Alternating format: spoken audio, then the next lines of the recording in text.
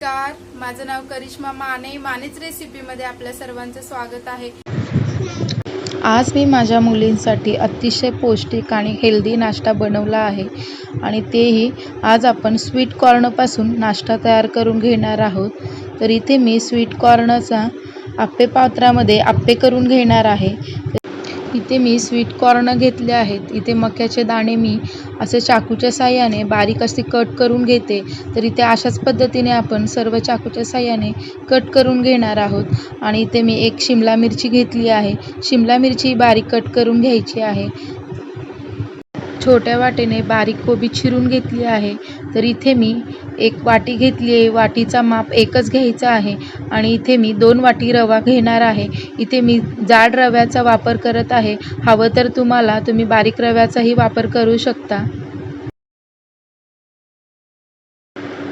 तर आपले 2 वाटी मोजून घेतलेले रवा, आता त्यामध्ये आपण मक्याचे दाणे आणि शिमला मिरची, कोबी बारीक चिरलेली कोथिंबीर हे सर्व आपण जिन्नस घालून घेणार आहोत।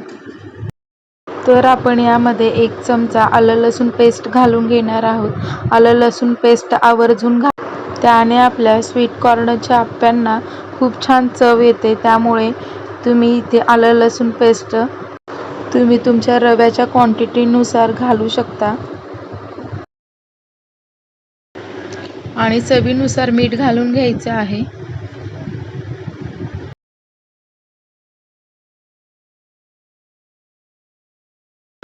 पहिल्यांदा आपण हे सर्व रव्याला कोटिंग झालं पाहिजे इतपत हे सगळं छान असं मिक्स करून घ्यायचं आहे। तर इथे बघू शकता मी अशा पद्धतीने मिक्स करून घेते। तर असंच आपण सर्व मिक्स करून घ्यायचं आहे। तर इथे आपण 1 वाटी दही घालून घेणार आहोत। दही मी इथे फेटून घेतली आहे आणि इथे मी फ्रेश दही घेतली आहे आणि पूर्ण 1 वाटी दही आपण यामध्ये घालून घेणार आहोत आणि आता छान मिक्स करून घ्यायचं आहे दह्यामध्ये रवा पूर्ण। त्याच वाटीच्या प्रमाणे आपण थोडं करून पाणी घालून जेणेकरून आपलं एक स्मूथ बॅटर तयार होईल इतपत आपण हे छान मिक्स करून घ्यायचं आहे। तर इथे बघू शकता अशा पद्धतीने आपण हे सर्व बॅटर मिक्स करून घेऊया।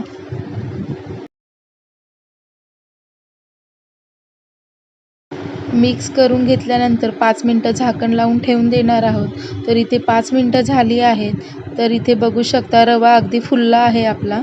तर इथे आपण या बॅटरमध्ये 1 चमचा बेकिंग पावडर घालत आहे मी इथे। तर छोट्या चमच्याने आपण 1 चमचा बेकिंग पावडर घालून घेणार आहोत आणि त्याचबरोबरीने 1 चमचाभर आपण तेल घालून घेणार आहोत आणि हे बॅटर छान असं मिक्स करून घ्यायचं आहे। तर इथे बघू शकता इथे मी 1 चमचा तेल घालत आहे आणि छान याला फेटून घ्यायचं आहे। तर आपलं हे पीठ रेडी झालं आहे। तर आपण आता स्वीट कॉर्नचे आप्पे तयार करून घेऊया। तर इथे बघू शकता अगदी हलकंसं आपलं बॅटर झालं आहे बेकिंग सोडा घातल्यामुळे। तर इथे मी गॅसवर आप्पे पात्र ठेवलं आहे आणि त्यामध्ये थोडंसे तेल घालून घेत आहे।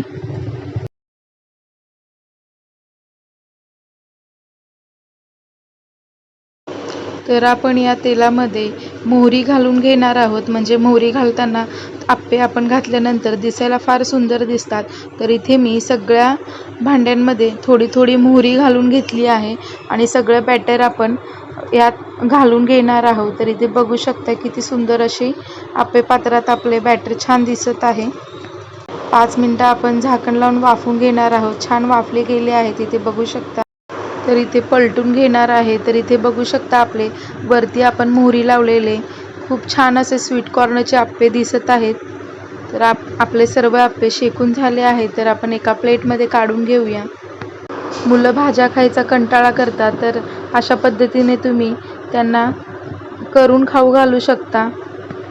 लहान मुलं ते मोठ्यांपर्यंत नक्कीच आवडीने खातील आणि ते चवीलाही खूप अप्रतिम लागते। तर किती फार असं सुंदर दिसत आहे। तर इथे बघू शकता तुम्ही